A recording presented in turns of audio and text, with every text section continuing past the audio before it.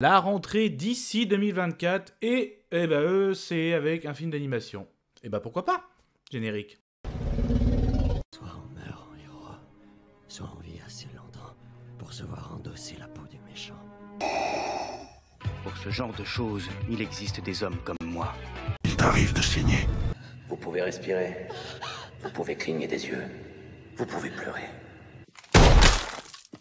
Ah, m'a ramené le conduit celle-là. Maintenant que j'ai votre attention, Accroche-toi, petit.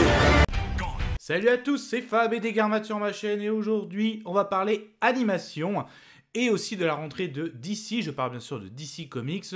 Autant donner le titre tout de suite avec le Justice League Crisis of Infinite Earths partie 1. La vidéo sera faite en plusieurs parties. Déjà, quelles étaient mes attentes par rapport à ce film d'animation, le synopsis, de quoi ça parle, ce que j'ai aimé, moins aimé sans spoiler, avec une petite conclusion. Mes attentes? Concrètement, le Tomorrowverse, donc l'univers partagé animé, donc ce film est le 9e film, donc en gros, il va se terminer, parce que le contrat, le Tomorrowverse, a été sur 10 films, donc il se termine avec le fameux Crisis of Infinite, en 2 parties, donc là, la première partie, pas trop fan, j'avoue, de ce Tomorrowverse, déjà au niveau des dessins, donc les gros contours noirs, et puis vraiment par rapport à l'univers partagé précédent que je trouvais mais tellement bon au niveau de la maîtrise, scénario, les dessins, que ce soit l'univers entier, mais même les personnages, Superman, Batman, ont eu leur film, mais aussi l'arc Justice League, on a même intégré les Titans, Justice League Dark avec Constantine, etc. Je trouvais que tout était maîtrisé, donc de partir à Flashpoint pour aller jusqu'à Apocalypse War. Voilà, donc le Tomorrowverse, c'est un peu en dessous. À la rigueur, ce que j'avais plutôt apprécié, c'est profiter de l'animation d'un autre univers pour se faire un petit peu comme des délires. On a vu une Wonder Woman western, on a vu un Bruce Wayne, donc Batman, Air Prehistoric Fantasy. Donc on a eu du Green Lantern avec Jon Stewart. Celui que je trouvais pour l'instant mon préféré, c'était celui avec Flash, donc en gros, Flash, il pensait avoir remonté le temps. Non, il était en fait dans un univers parallèle et qu'il avait vu une sorte de GSA, mais sous ère de Seconde Guerre mondiale, avec notamment à tête Wonder Woman. C'est celui-là que j'avais trouvé plutôt pas mal. Donc qu'est-ce que ça allait donner? Crisis, qui est quand même une référence d'un point de vue comics chez DC. Donc comment ça allait se goupiller tout ça, puis en 2 parties. Du coup, de quoi ça parle? Il était une fois une Du coup, Crisis fait directement suite à le 8e volet de cet univers partagé, à savoir Warworld. Warworld qui était vraiment sur notre trinité, Wonder Woman, Batman, Superman. Et à la fin, vraiment, on nous disait qu'une catastrophe allait arriver, et elle arrive bien. Donc tous les univers sont menacés d'un Armageddon, donc en gros par une vague d'antimatière qui va détruire les mondes. Et notamment, notre moniteur va convoquer tous les plus grands super-héros, pas que par la force, mais aussi par l'intelligence de diverses planètes, pour pouvoir essayer de pallier à cette catastrophe. Voilà un petit peu pour le synopsis. Du coup, qu'est-ce que j'ai aimé? Qu'est-ce que j'ai moins aimé? C'était chouette. Ah, ça craint! Ah, immonde! Je t'aime plus que 3 fois 1000. Alors, clairement, pour déjà apprécier ce film de cet univers partagé d'animation, oui, je vous conseille de voir le film que j'ai parlé avec The Flash, notamment sur les GSA. Donc, je vous le conseille fortement. C'est vraiment celui-là. S'il y en a un à voir avant, c'est celui-là. Les autres, à la rigueur, pas forcément. Donc, je fais un petit rappel. Donc, cet univers a commencé avec Superman, l'homme de demain. On a eu en 2 parties des Batman, donc avec notamment le comics Halloween. On a eu aussi Constantine, qui dure pas longtemps, mais il en fait partie. On a eu du Green Lantern avec Jon Stewart. Nous avons eu aussi du coup Légion, ça je l'ai pas vu personnellement.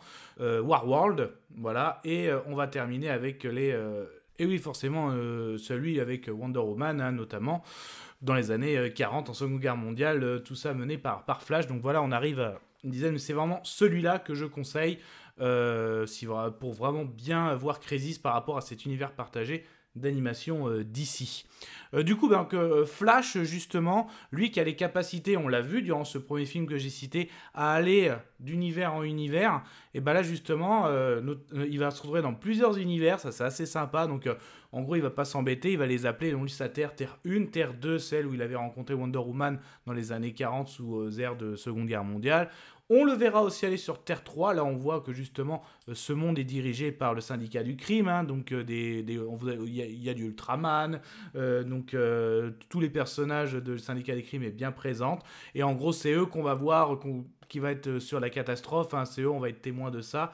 Essentiellement, c'est vraiment, j'ai envie de dire, aussi un film Flash pour moi. C'est Flash vraiment qui est au centre. Parce qu'il y a à la fois, il y aura d'univers en univers, mais aussi de remonter le temps. Donc on va avoir des impacts, notamment la création de la Justice League. Vous vous rappelez que dans justement le film Justice Society, il avait dans les années 40 vu la première équipe, et en revenant il avait proposé à Superman, il faudrait fonder une équipe. Bah là on le voit, vous allez voir cette scène, hein, avec Batman, Vixen, Green Arrow. On revoit aussi des moments clés de sa vie, le mariage avec Iris. Donc c'est vraiment un film Flash, parce que même l'histoire d'amour avec Iris est vraiment mis en avant aussi, et je trouve que oui, il y a de l'émotion, même avec Batman, pour vous dire qu'il y a eu de l'émotion, parce qu'il va rencontrer justement pas son alter ego, mais d'autres personnes, d'autres univers, avec des origines un peu différentes. Donc c'est assez sympa. Le côté vraiment Armageddon est vraiment bien mis en avant aussi. Le côté aussi d'associer tous les plus grands cerveaux. Donc pas forcément, voilà, vous n'aurez pas forcément de scène de bataille.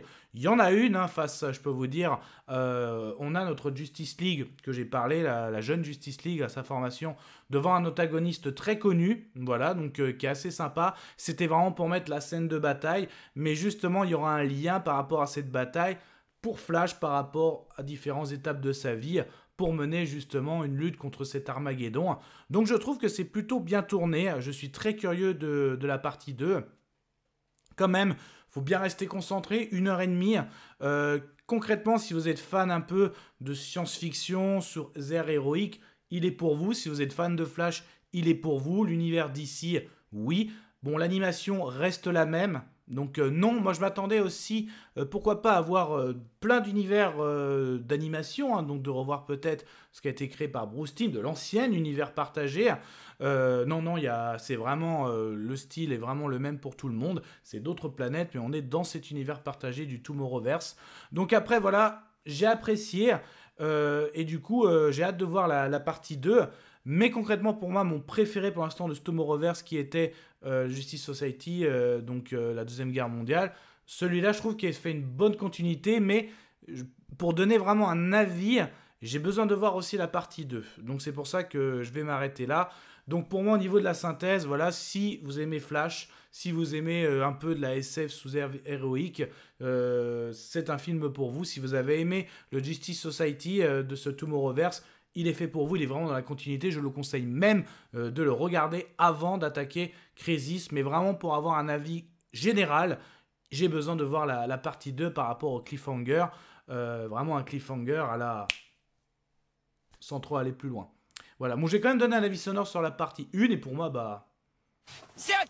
Voilà. Mais ça, ce n'était que mon avis. Faites votre propre avis. À vous de juger.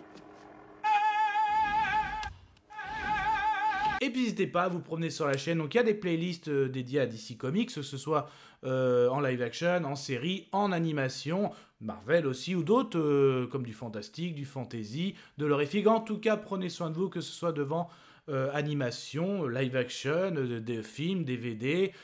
On n'oublie pas la toile de cinéma, plateforme de streaming, en gros, tout type de support. Prenez soin de vous. Kenavo. Je vous souhaite une agréable soirée. Désolé pour le bordel. Au revoir.